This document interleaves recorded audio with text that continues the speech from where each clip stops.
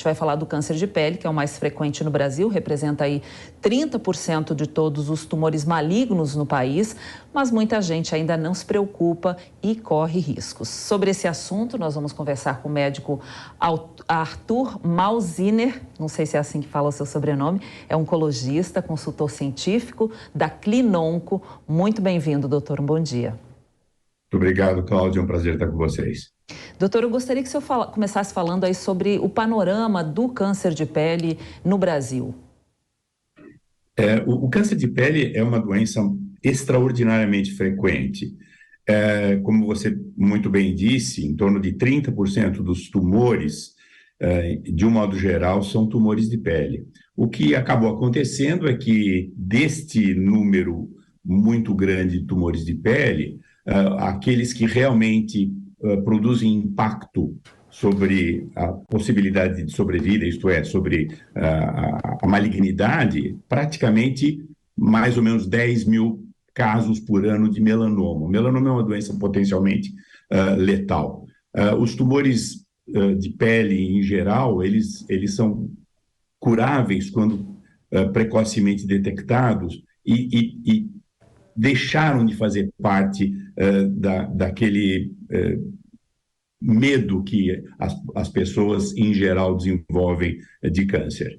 Mas ele é muito frequente, ele pode ser, se diagnosticado tardiamente, ele pode ceifar a vida de pessoas e deve ser sempre lembrado que deve ser evitado por todos. Sim, doutor Arthur, quais são os principais tipos de câncer de pele e as características deles? Os principais cânceres de pele, os mais frequentes, são os carcinomas, isto é, os tumores que provêm da linhagem da própria pele. São os carcinomas basocelulares, os carcinomas espinocelulares. Eles representam quase 200 mil casos por ano, sendo que o carcinoma basocelular ele é mais frequente. Ambos têm praticamente total relação com a exposição à irradiação ultravioleta, cuja fonte mais frequente é o Sol. Então, o Sol produz nas regiões expostas a ele esse tipo de carcinoma. Um tipo menos frequente, porém mais grave, é o melanoma. O melanoma é um tumor que frequentemente é associado a pintas mais escuras, e ele deve ser diagnosticado precocemente, porque a precocidade leva à cura. O avançado da doença leva frequentemente à evolução para metástases e, possivelmente, a um final não tão feliz. Doutor Arthur, Desculpa, pode concluir. Não, existem ainda outros dois ou mais tipos de tumor de pele, linfomas, tumor de Kaposi, tumor de células de Merkel, mas são subtipos mais raros e são vistos basicamente pelos especialistas. Doutora Arthur, a Paula Nobre, que faz a previsão do tempo aqui, também tem uma pergunta para fazer para o senhor. Doutor, tudo bem? Um ótimo dia a você. Obrigado por estar aqui com a gente. Paula, para você também. Perfeito. Queria saber o seguinte, aproveitando esse gancho sobre o sol que você falou, sobre a exposição ao sol, queria saber quais são os horários em que essa exposição se torna mais agressiva ao corpo humano, à pele mesmo. A gente tem reforçado bastante sobre a chegada da primavera, sobre o aumento de temperaturas aqui no Brasil. Logo chegaremos no verão, onde as temperaturas acabam sendo ainda maiores, depois de uma pandemia, especialmente que muitas pessoas tiveram a falta da vitamina D. Eu mesmo tive que fazer reposição de vitamina D depois de ter ficado muito mais tempo ali enclausurada dentro de casa. Muitas pessoas agora querem abusar do sol, especialmente nessa época de tempo mais firme, sol, né, que deve se aproximar ao longo do tempo. Qual que são as recomendações em relação ao horário para a exposição do sol? A gente ouve muito falar depois das 5 da tarde, depois das 4, mais de manhã. Como que funciona essa questão de horário para essa exposição, doutor? Paula, a exposição ela é nociva praticamente enquanto existe a luz do dia, ela é nociva, mas ela, devido à incidência da luz na região, ela é mais ativa, ou a radiação ultravioleta ela é mais presente entre as 10 da manhã e as 4 da tarde, de um modo geral. Mas num país quente como o nosso, a gente pode até ser mais rigoroso do que isso.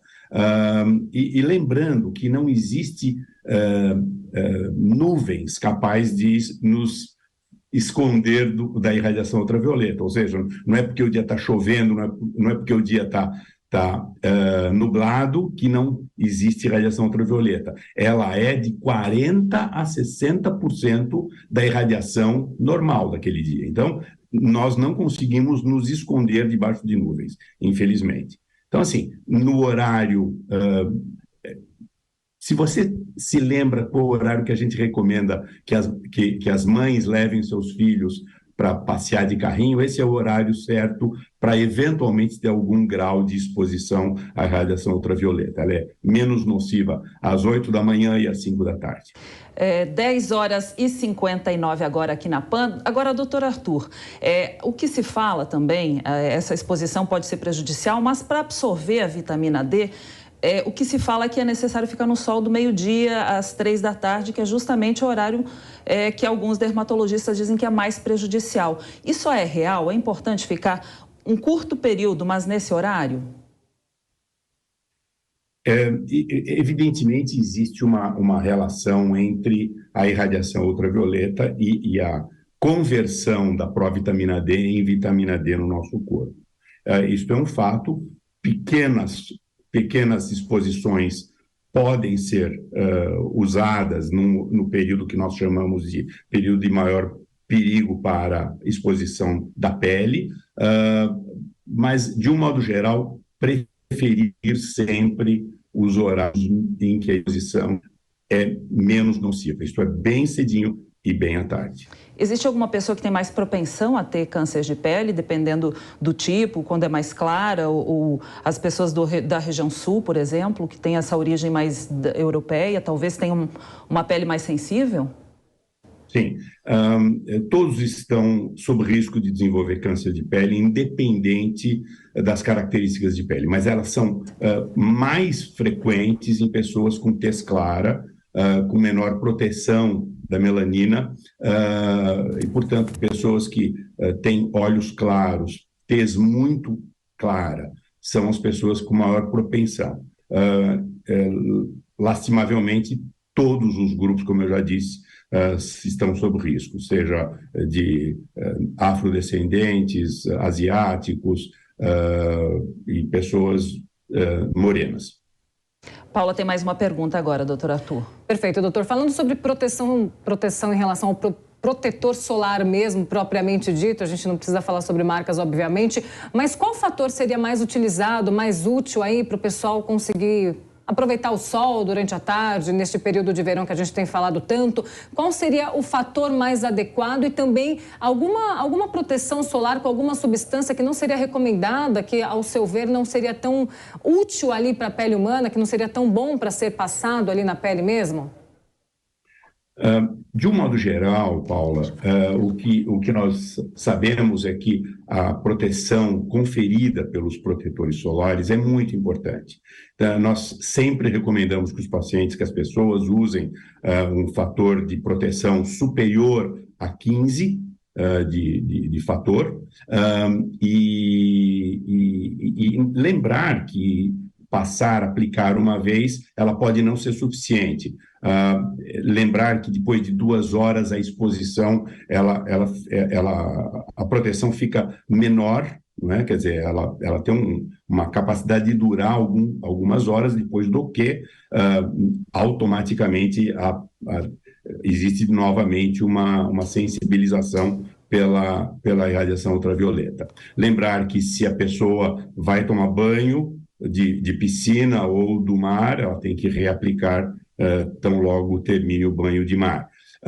Lembrar que isso deve ser feito a qualquer tipo de exposição, não apenas na praia, não apenas na piscina, mas qualquer momento em que se expõe à irradiação ultravioleta, a gente está sob risco. Por exemplo, se você dirige até o supermercado e ali você sai do carro, você já está recebendo irradiação ultravioleta até chegar ao supermercado. Então, lembrar que essas pequenas exposições são também importantes.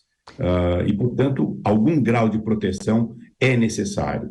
Quando os pacientes oncológicos, por exemplo, recebem medicações que hipersensibilizam a pele à irradiação ultravioleta, nós recomendamos um fator de proteção até maior, de 30 ou 50.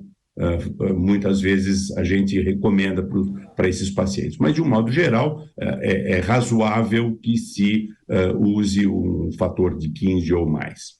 Doutor Arthur, apesar de ser recomendado aí pela OMS e pela maioria dos médicos dermatologistas, em sua unanimidade praticamente, muitas pessoas ainda questionam o uso do protetor solar. Dizem que o próprio protetor pode causar algumas doenças, inclusive o câncer. Isso é possível? Eu desconheço a propensão de provocar doenças severas, porém, claro, casos de alergia existem, isso é algo individual e não podemos antecipar se a pessoa jamais foi submetida a usar o protetor solar. Com certeza, com toda certeza, o número de casos que ele protege de câncer é infinitamente superior aos riscos que ele provoca. Então, quando a gente faz um quociente de benefício versus efeitos colaterais, o benefício é muito maior. Então, acho que não há dúvida que nós devemos recomendar o uso de protetor solar. Muito bem, a gente conversou com o médico Arthur Malziner, que é oncologista e consultor científico da Clinonco. Muito obrigada, doutor Arthur, pelas suas explicações. Obrigada, Paula, também por participar da entrevista. Obrigada a vocês. Um bom dia e até mais. Muito obrigado, Paula. Muito obrigado, Cláudia. Estou sempre às ordens. Muito obrigado.